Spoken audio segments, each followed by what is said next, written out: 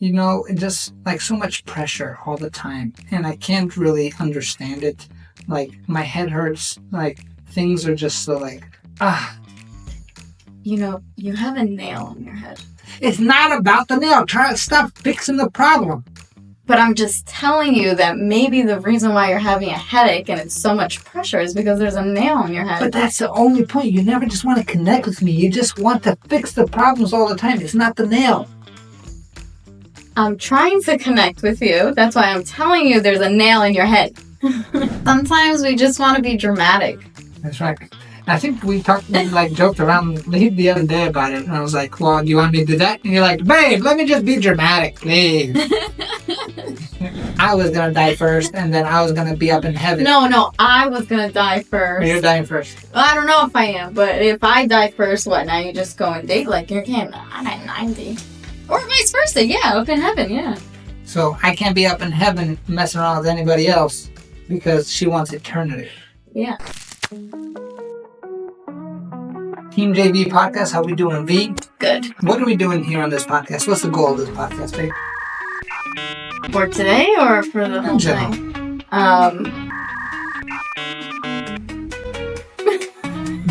Hey everyone, welcome to another episode of Team J&V Podcast. I'm Jay, she is V. Jonathan for Jay, B for Vanessa. And pretty much what we do here on this podcast, we like to kind of share our stories of how our relationship got started and how it's going. And we pay a lot of money, time, and energy on working on our relationship. And we know that this is one of the most important parts of somebody's life. So if your relationship as a couple is super solid, the rest of your life starts getting real solid too. If you have any insights on relationships, make sure you put in the comments below. Maybe we'll invite you down to one of these podcasts as well. If you have any insights on how you think relationships should work, maybe you have some other rules that are working for you, we'd love to collaborate with you and your other partner so that we can kind of do a foursome over here. Not that kind of foursome, but like a foursome of actual conversations and communications, right? You down for a foursome? No. All right, so babe, let's talk about relationships. Do we have a good one? I think so. I believe so. All the relationships that you've had, is this the best? This is the best one. I'm engaged, so. Oh, show that, right? That's proof. All right, so a lot of things have happened in a short amount of time. We met each other back in like August, September or so, and we're actually getting married in August 2024. I mean, from the day we met to the day we're getting married, it's going to be a year and a day, I think, right? Yeah. So when you know, gentlemen. And there's a whole lot of things for that. We're probably just going to do another podcast just on that by itself. But when we started, we both had relationships in the past. And that was a good learning experience for us to kind of see what we liked, what we didn't like, right? And it kind of developed and got a clear picture. So and then when we got with each other, we were able to see, wow, this is super special. This is super different. And one of the first big events that we've ever done is a Grant Cardone event called the Couples Retreat. With Elena Cardone. That's right. His wife is actually the one that put it on, Elena Cardone. And that one was in Bahamas. Oh, yeah. A lot of fun. Mm-hmm. A lot of fun. So much to do. So there was a fun story behind that. And if you want the details of that story, make sure you check out the first episode of our podcast where she thought I was kind of kidnapping her and taking her to the Bahamas when we had trips to go to Florida. And all of a sudden, I get this surprise call that, hey, I'm invited to come down to this retreat. And so we went to this retreat. So pretty much in this podcast, we're going to be going through a few of the things that we learned in that event and talking about our relationships. Is that fair? Yes, that's fair. Cool. So the first thing that we're talking about today is going to be a relationship pledge. So since you're a better reader than I am, can you read what Grant and Elena decided their relationship pledge is and what they think should work out? Okay. So for the relationship pledge, we agree we are all here to strengthen and fortify each other and our relationships. We pledge to 1. Refrain from any blaming. That's a good one. Look for solutions to any problem that comes up. Create a space to work on our relationship. Help each other through any tough moments that arise. Participate and work towards greater levels in our lives. We're signing this pledge, and let's break down this pledge. So the first thing is going to be refraining from blaming. Now, this is a super big thing in personal development just by itself, right? So I've been big into personal development for a few years, and you already know we talked about this a lot, where anytime you go into that blame side of things, you pretty much become a victim. Mm-hmm. And anytime you blame somebody else, you have lost all control.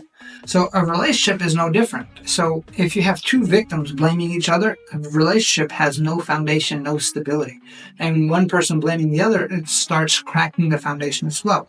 So what are some tips on how people in general can stop from blaming their partner? Because it's not always an easy thing. Sometimes we get to these states where it's like, how stupid could that person be? I'm not calling you stupid, okay? I'm just the other people, other relationships are like, oh my God, why would he do that to me? Why would she do that to me? So what are some advice from the female point of view on how to reduce the blaming of your partner? Okay, so my advice from the female perspective, or any perspective really, because there's two different ways of doing it. There's people who blow up right away. There's people who need to figure things out right away on that spot. I really think that regardless of the case, people should cool off. I think you should give some space, some time to your partner. Just because at the moment it's very quick to blame. Nobody wants to be wrong. Everybody wants to be right. But I think it's worse being the victim. So I definitely think giving some space, some time to cool off, let the other person just breathe, and then coming back into the circle to talk about it before there's any blaming, like before the blame game.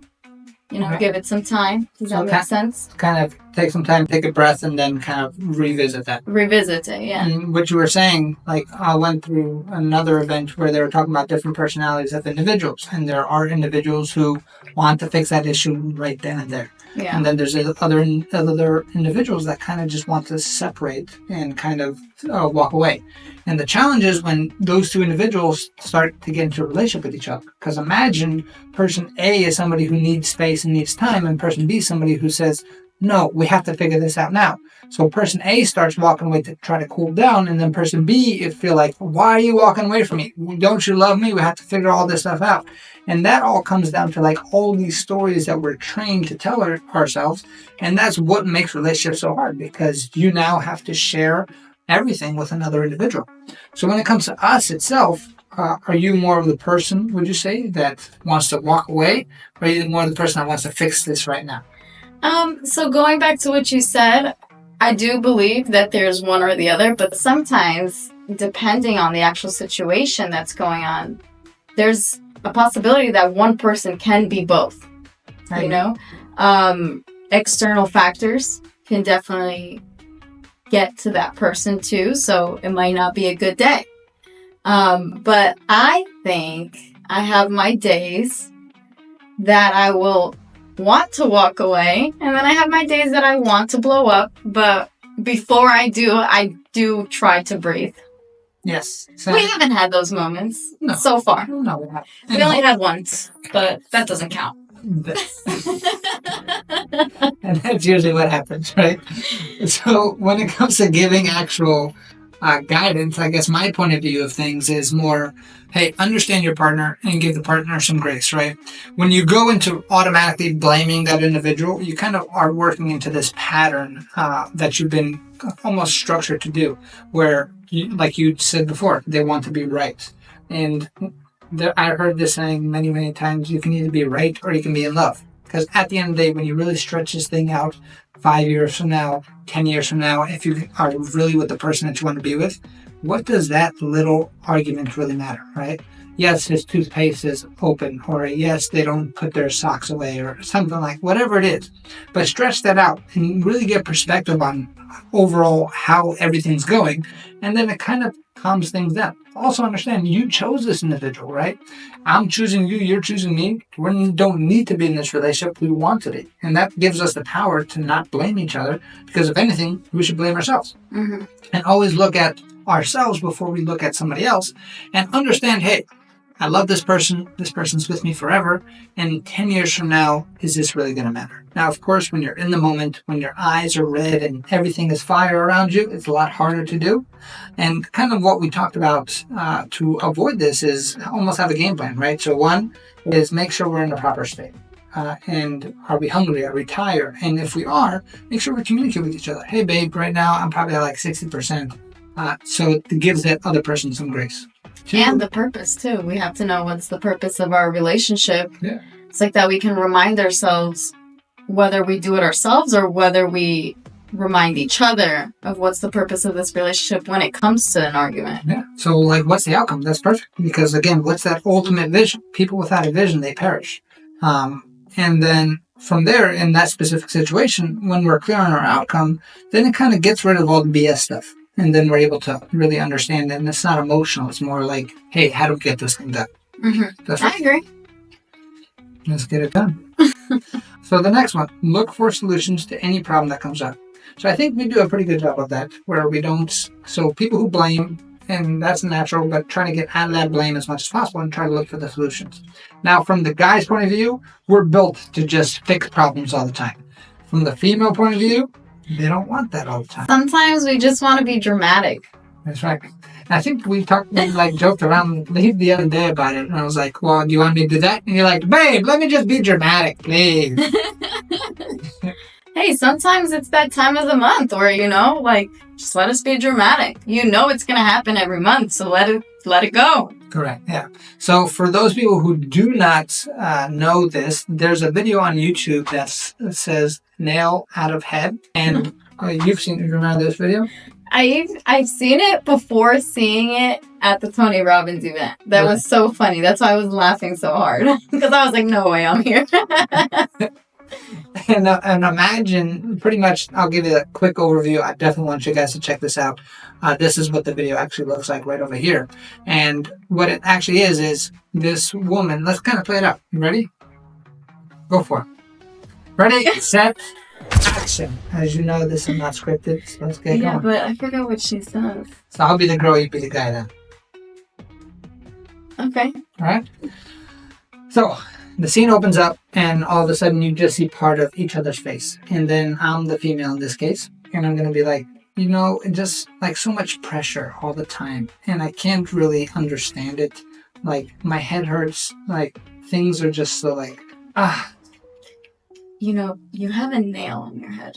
It's not about the nail. Try to stop fixing the problem. But I'm just telling you that maybe the reason why you're having a headache and it's so much pressure is because there's a nail on your head. But that's the only point. You never just want to connect with me. You just want to fix the problems all the time. It's not the nail. I'm trying to connect with you. That's why I'm telling you there's a nail in your head. And then this happens all the time. And then finally something flipped in the guy, and the guy wanted to be in love more than he wanted to be right. And what wound up happening? He ends up listening to her and just lets her be dramatic. And he just lets her be dramatic. And she was like, so she said something like, oh my God, you just never get it. And then he finally says what? You remember? He said, didn't he go in for a hug or something like that towards the end? All he said was, wow, that must be really hard. Oh, yeah, yeah. Wow, that must be really hard. He just connected. And there's a difference between masculine and feminine energy, right? And he just connected with that, with his partner. And then all of a sudden they went in for a kiss and boom, hit her head. And then everything started all over again. But if you haven't watched that video, super cool. Make sure you share it with your partner. It's definitely it helped us out, helped me out, and it can definitely help you out too. So guys, it's not all about solving problems all the time. It's don't blame each other and connect with each other. If you can solve the problem, solve it together. All right, number 3, create space to work on relationships. So what Grant and Elena do, what they've been doing for a long time, is they say that they actually take Sundays and they schedule a block time of working on their relationship. And by working on their relationship, they say, okay, what did we do good last week? What did we do bad? And what are we actually moving toward? So, like, and what can we improve? Yeah? Sorry. What can we improve? That's good. So what do we do to kind of create space for our relationship to work? I think what we like to do, well, what I like to do, we go do activities. We try not to repeat the activities too. That is like one of the best things, I think, because one, we're not focusing really on the nitty gritty of our relationship. We're not focusing on our day-to-day life. We are doing something new, learning from it, learning what we can do as individuals and learning what we can do together. So I think that creates the space, and it kind of creates comfort too, where then we can actually fall into the conversation. Yeah, so it's not forced. Right? It's not forced. So a lot of people say having a scheduled date time is super important. We don't have it scheduled per se. Our lives are kind of crazy, but we at least commit 1 to 2 days a week where we go out and do a fun activity. Yeah. She has a lot of fun too because she loves to be competitive. What was one of the first activities that we did? We went axe throwing, and I think your mistake was teaching me how to throw the axe. Because first it was just all anger, and it never stuck to that board. Never did. But the minute you showed me how to do it, it was over for you. I won. She did win, but in the comments below, do you think I let her win or she won one? What do you think? No. You know, okay, maybe a little bit you tried to let me win, but then you were like, okay, she's getting a little too good, and I think you started playing fair game. A little bit harder, but I wouldn't say fair game. How many tries did you get versus me get? I got 3 tries while you got 2 tries. And I gave you some tries too. When I was doing good towards the end, and like I was doing good, I let you have a 3rd try and you weren't getting it. That's not my fault. Oh, that's true. She's a fast learner. She did wind up beating me.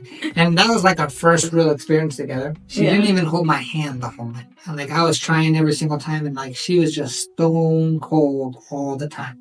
So sometimes when you work for them, it actually makes it feel a lot better. At least that's what she tells me, right? I think so. No kiss, no nothing. Crazy. All right, next one is going to be help each other through any tough moments that arise. So I think we do a pretty good job of that. What's some examples of that we've done? So like your dad went to the hospital. Oh, yeah. So yeah, my dad went to the hospital. And I didn't really want to ask you for help or to come with me and join me on that journey because I've done it before. And I kind of like to isolate myself when it comes to things like that.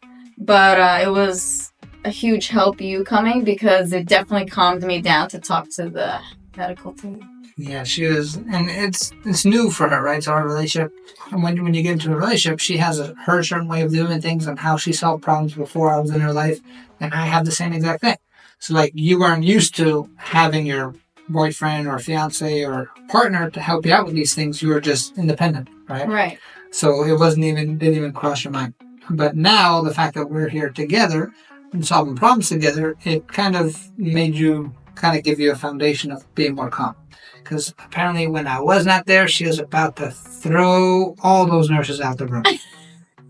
Like, it was crazy. I got one in trouble when she wasn't doing her job. Yes. But that's not my fault. Of course not. Are you blaming? No, I'm not blaming. Okay, cool. You know. Perfect. So, helping each other out through tough times. Understand that everyone values tough differently, right? Tough times could be stabbing your toe in the middle of the night, and kind of some people want that comfort. Oh, it's okay, you're okay. When you feel like your whole foot came off. And other times it's like a serious medical situation where a loved one or a parent has to go through it.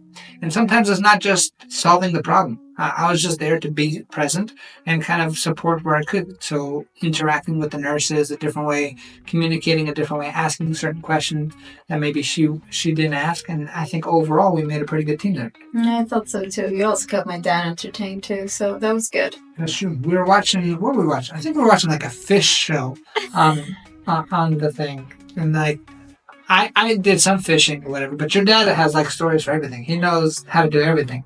Right? Apparently, I don't know. Jack of all trades, master of none. He even knows like what type of fish that was coming out of there and all that stuff. That was actually interesting because we don't fish where we are. Or in Portugal either. We're both from Portugal. She's from the mountains, so there's no fish in the mountains. No. I'm from closer to the coastline, so there's a lot of fish there. And this guy was he was saying some fish. Who knows if he was right or wrong? I'm not an expert in fishing, but I think we did connect. Yeah, I think so too. Were we engaged by then or no?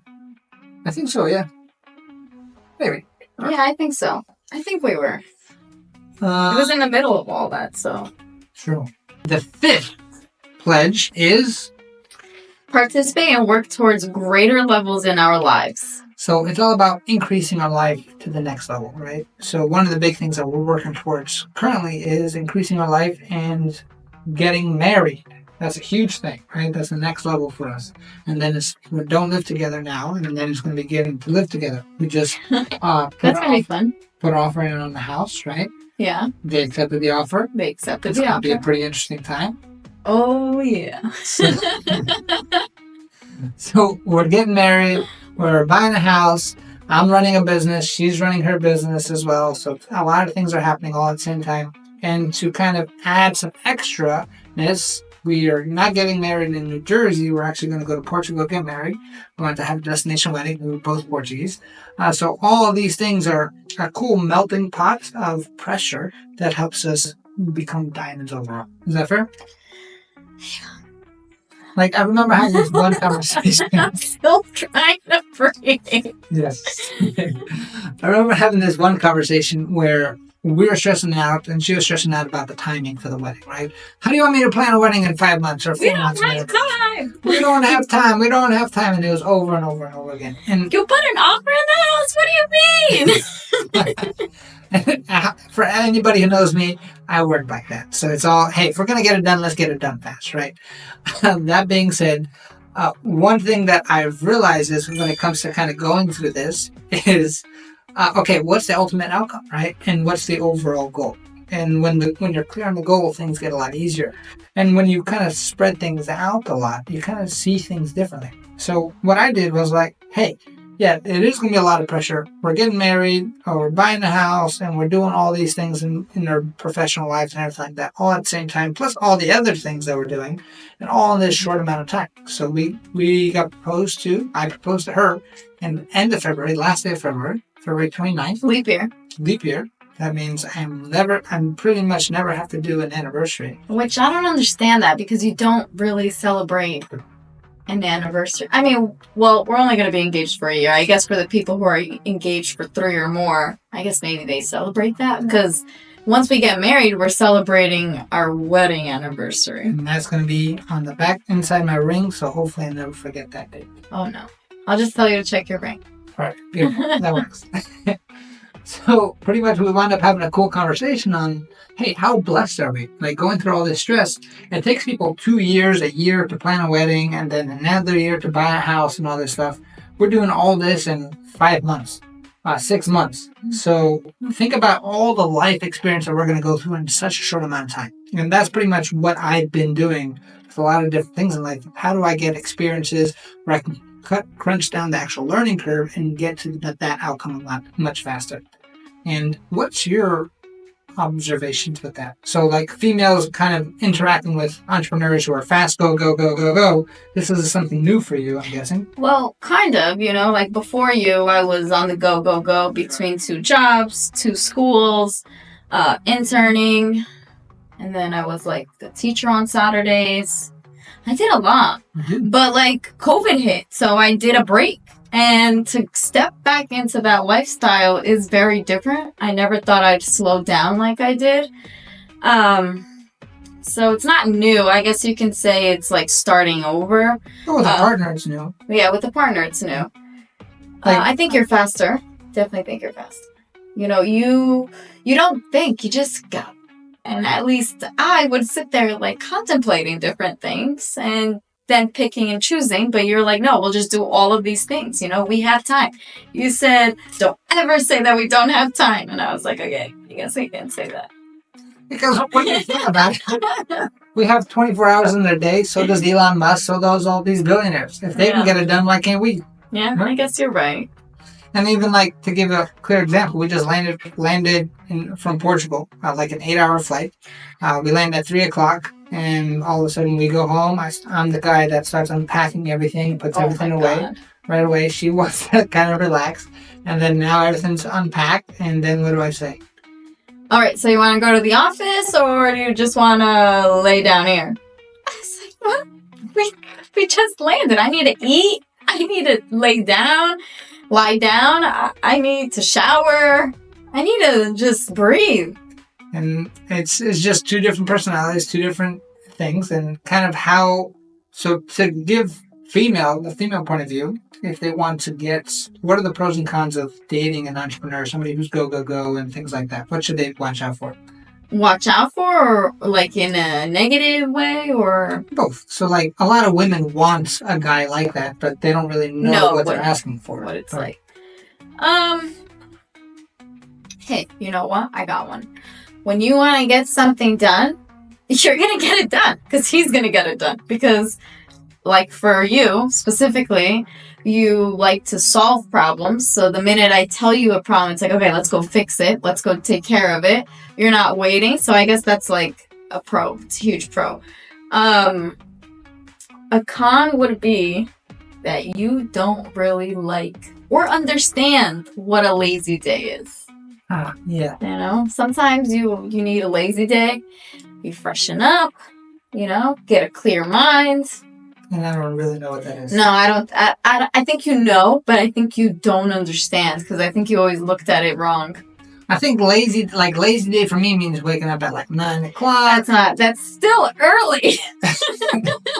And then like having a late breakfast. What's late? 10 o'clock breakfast? 10 o'clock late breakfast is 11. 11 o'clock and then like... Some people only have breakfast at 12. So what's a lazy day for you?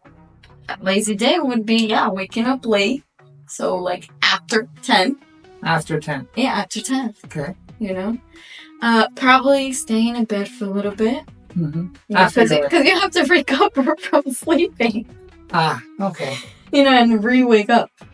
Having a late breakfast. Sometimes having breakfast at 12 is actually kind of fun. Like pancakes.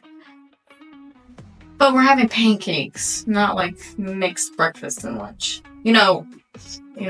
Like the kids will understand that. Understood. Yeah. Fair enough. Yeah. So are we still having lunch on a lazy day or no? Here's the cool thing about lazy days and you waking up late. You could have like a huge breakfast. And then your lunch is only at like 4 or 5. And then you still have dinner. Yeah, some people do. And ice cream for sure. Yeah, definitely. Because it's lazy day. That means you don't really have to work out. It's a chill day. You get to do anything. You don't have to schedule or plan things. You just go about your day. We don't really schedule. Things just pop up all the time. Yeah, I know. So I think we have to start scheduling because this is getting insane. I don't know how things just pop up all the time. Things are always in my head. I don't necessarily put it on the calendar, so things kind of pop up, All right, cool. So I think we went through the relationship pledge, and put in the comments below which pledge do you guys like the most. Is it the blaming? Is it the problem solving? Is it the creating space to work for a relationship? Is it to actually help each other through tough times? Is it to make each other rise to the next level? We're trying to do this and getting better at it every single day. And throughout different phases of our life, we'll learn different ways and different tactics that work best for us. Is that fair? Yeah, that's fair. Are you committed? I'm committed. Yeah, that's why I told you to re-sign that. We signed it too. Yeah. So we got this pledge. Yeah, forever. Forever. Mm-hmm. Till eternity. Till the end of eternity.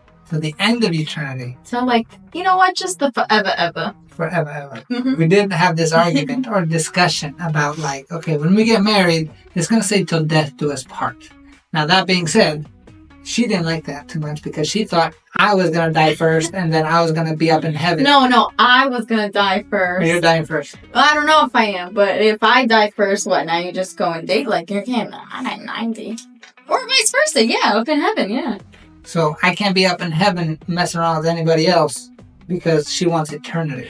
Yeah, especially if we're soulmates, then we're gonna always find each other. So you shouldn't be married to anybody else. That's fair. Yeah. So that's probably what we're going to be talking about on the next episode, which is going to be what happens when you die. Are you able to kind of get remarried? Are you not? And we went through a whole funny set of questions about this specific topic. And we asked other people too. Yeah, we did. In Texas, the Uber drivers and everything. Oh my God, the poor Uber driver. So if you want more stories, make sure you subscribe to the channel, make sure you comment, and we are here to guide you in the right direction, try to get rid of the fluff, give you what's really working for us, and have some fun while we're doing it. All right, I'm Jay. I'm V. And I'll see you on the next one.